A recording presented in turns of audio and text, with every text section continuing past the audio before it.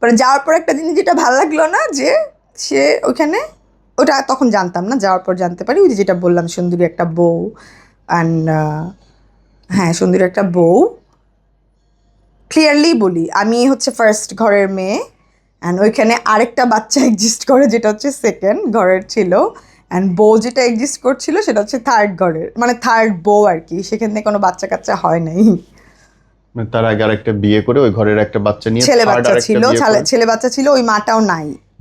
ওই মাটা নাই নাকি পরে শুনতে মানে পারছি। তোমরা দুই ভাই বোন হচ্ছে আলাদা আলাদা পরিবারের, যার কাছে আসলো সেই বউ আবার আলাদা, এ মা। মানে থার্ড নাম্বার ওয়াইফ তখন এক্সিস্ট করে, অ্যান্ড সেকেন্ড লোকটার ওয়াইফের কপাল ছোট তো একটা খুবই খারাপ। বাচ্চা, ছেলে বাচ্চা ছিল হ্যাঁ। ওখানে। অ্যান্ড আমি ফার্স্ট ঘরের বাচ্চা উইথ বউ আর কি, মানে আম্মা সহ যাই।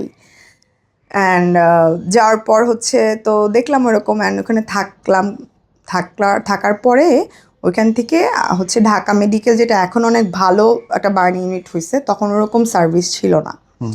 তো ওইখানে যেহেতু নিয়ে যাওয়া হয়, আমার বাবার আবার মানে ধরেন পারুক না পারুক, তার মানে কথাবার্তা বা ওই হ্যাডম ব্যাপারটা অনেক বেশি, অ্যাটিটিউড ব্যাপারটা অনেক বেশি।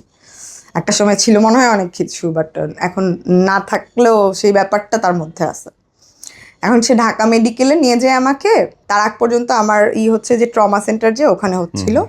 তো তখন ঢাকা মেডিকেলে নেওয়ার পরে প্রথম যে করে, ওই যে ড্রেসিংটা করে, মানে আপনাকে জীবন্ত মুরগি ছিললে যেরকম করে, যেরকম লাগে ওরকমভাবে করতেছিল। আমার মাও না ব্যাপারটা নিতে পারে না, আর আমার তো কষ্ট ভিতরে, কিন্তু কষ্ট হইলো বাবা সামনে আসে, বাবাকে নিয়ে হাসপাতালে আসি।